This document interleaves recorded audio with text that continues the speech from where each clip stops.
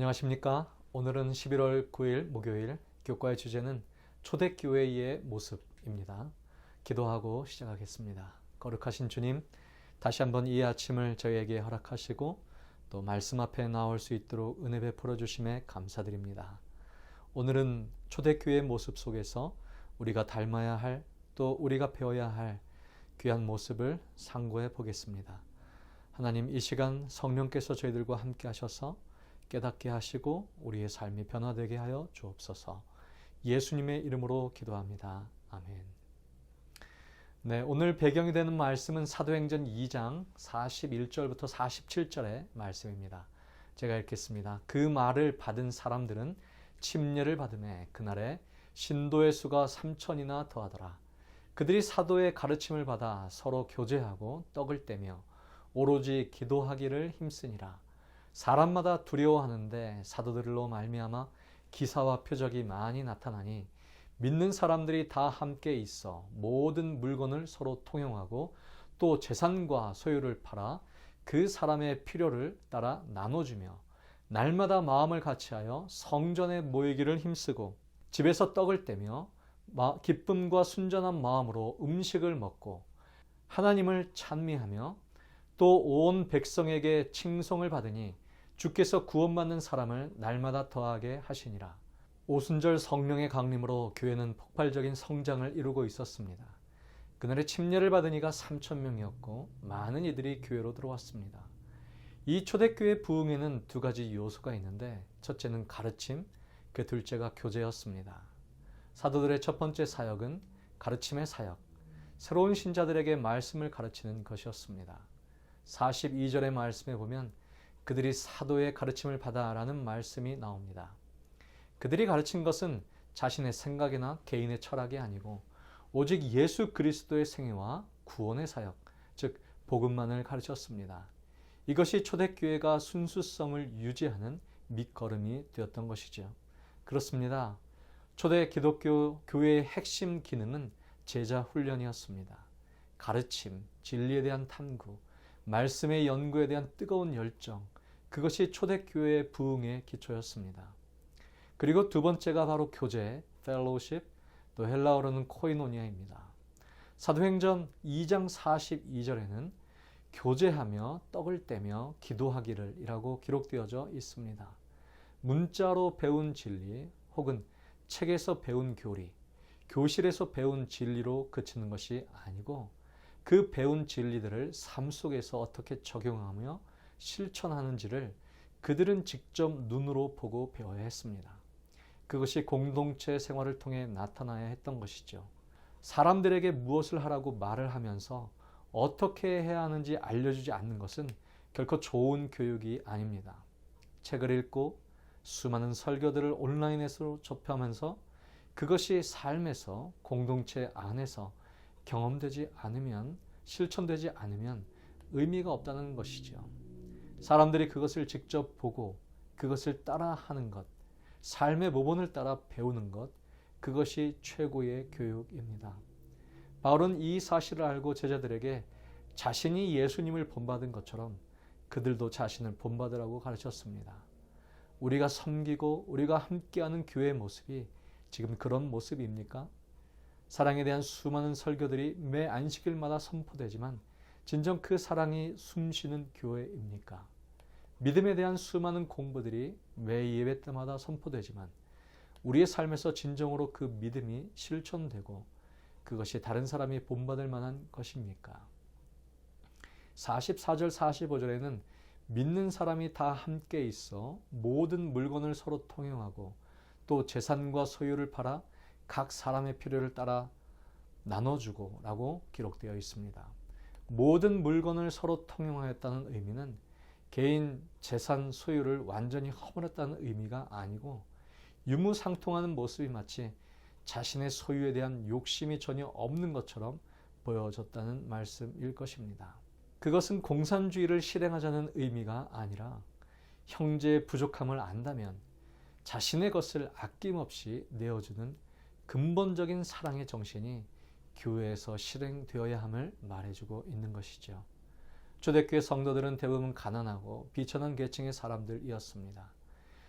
따라서 교회의 재정도 빈약했을 것이고 정치적인 배경을 가진 사람들도 많지 않았을 것입니다. 그럼에도 성도와 성도가, 목회자와 성도가 자신의 것을 아낌없이 나누며 주 안에서 굳게 연합하였던 것입니다. 그것이 오늘 2023년 우리가 속한 교회에서 일어날 수 있는 일일까요? 나의 재산, 나의 물질이 최고의 가치를 지닌 지금 이 시대에 아낌없이 자신의 것을 타인에게 베풀어 줄 수 있을까요? 사도행전 2장 46절 47절의 말씀엔 날마다 마음을 같이하여 성전에 모이기를 힘쓰고 집에서 떡을 떼며 기쁨과 순전한 마음으로 음식을 먹고 하나님을 찬미하니 또 온 백성에게 칭송을 받으니 주께서 구원받는 사람을 날마다 더하게 하시니라. 사도들의 가르침은 위의 말씀처럼 그들의 실생활에서 철저하게 적용되고 실행되었습니다. 교회라는 말 자체가 주님께 부름받은 사람들의 모임이라는 말입니다. 우리의 신분이 다르고 혹 계층이 다르고 출신이 달라도 교회 안에서, 주님 안에서 영원한 형제 자매가 된 것을 알고 서로 간의 사랑으로 교제한다는 것을 우리에게 가르쳐 주고 있습니다. 그런 교제가 없다면 교회는 교회가 아니라 극장 정도가 될 것입니다. 목회자의 설교만 듣고 끝나기가 무섭게 뿔뿔이 흩어지는 교회가 아니고 극장 아니겠습니까? 그런 교회는 사탄이 조금만 시험을 가해도 크게 흔들리는 교회입니다. 우리는 서로가 서로의 연약한 점을 이해하고 서로를 포용하며 하나 되는 노력을 절대로 그쳐서는 안 될 것입니다. 교회는 박물관 정도가 아닙니다. 옛날을 추억하고 뒤돌아보기 위해서 한두 번 거쳐가는 것이 결코 아닙니다. 교회는 또한 경기장도 아닙니다. 몇몇 사람만 열심히 뛰어다니고 나머지는 관중석에 앉아서 응원을 하거나 야유하는 것이 결코 아닙니다. 교회는 7일에 한 번 열리는 장도 아닙니다. 필요한 것만 챙겨서 떠나는 곳이 아니고 교회는 대합실도 아닙니다. 잠시 모였다가 각각 다른 목적지로 향해 흩어져 버리는 것이 결코 아닙니다. 교회는 물웅덩이도 아닙니다. 날마다 생수가 흘러서 갈증을 해결해 주는 곳이어야 합니다. 교회는 또한 피난민 수용소도 아닙니다. 끼리끼리 웅크리고 앉아서 웃음도 빚기도 없는 얼굴로 불안해하며 초조해하는 그런 곳이 결코 아닙니다. 교회는 쉬어가는 휴게소도 아닙니다. 옆 사람이 누군지 관심도 없고 제 볼일만 보고 바람처럼 사라져버리는 곳이 결코 아닙니다. 교회는 야전병원입니다. 인생이란 전쟁터에서 상처 입은 사람들을 치료하고 회복시켜서 다시 본연의 임무로 돌아가도록 격려하는 곳입니다. 교회는 또한 신병훈련소입니다.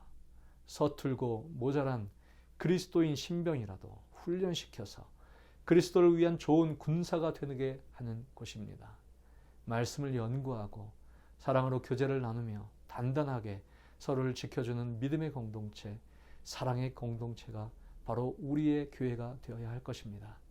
그래서 교회에 더욱 필요한 사람들은 유능하고 힘이나 재력이 있는 사람들도 또한 중요하지만 더욱 중요한 것은 따뜻하게 서로를 품어주고 넉넉하게 받아주는 그러한 사람들일 것입니다. 우리를 만난 사람들에게서 세상 사람들과 재림교인 성도의 차례를 비로소 알겠다는 고백을 우리가 들어야 하지 않을까요? 해밍웨이는 그런 은혜를 경험하지 못했던 것 같습니다. 신앙이 독실했던 그의 부모는 아들의 방종한 삶이 싫었습니다. 나중에 어머니는 아들이 자기 눈에 띄는 것조차 싫었다고 합니다. 심지어는 아들의 생일에 케이크와 함께 아버지가 자살할 때 사용했던 권총을 보내기도 했답니다.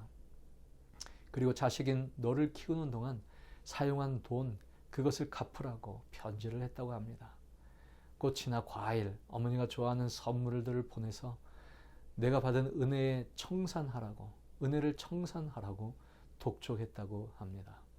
하나님께 대한 의무를 소홀히 한 것도 갚으라고 요구했으나 해밍웨이는 끝내 어머니나 하나님께 대한 미움을 떨쳐내지 못했다고 하죠. 그의 어머니는 자신의 교회에서 받은 교육이 삶에서 전혀 드러나지 않았던 것 같습니다.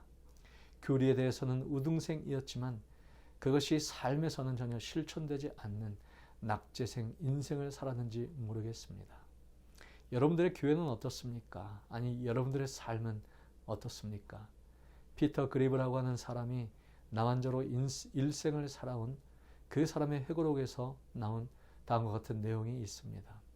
그는 인도에 살던 중에 이 병에 걸렸습니다.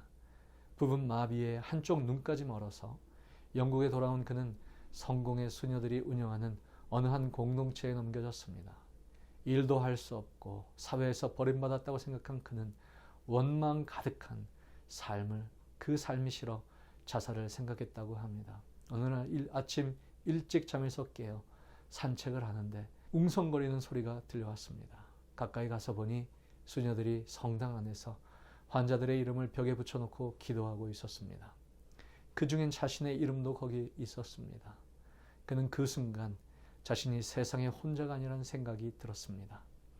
은혜를 느낀 것입니다. 여러분, 교회는 은혜의 공장이 되어야 합니다. 우리가 배운 하나님의 진리의 말씀들이 살아 움직이는 사랑의 공동체가 되어야 합니다. 그래서 누구라도 이 교회 안에 들어오면 평안을 누려야 합니다. 그것이 오늘 제가 섬기는 교회, 여러분들의 섬기는 교회가 되기를 간절히 소망합니다. 기도하겠습니다. 거룩하신 주님, 우리의 오늘 가르쳐 주신 귀한 교훈들을 우리의 삶에서 꼭 실천할 수 있도록 도와주시옵소서.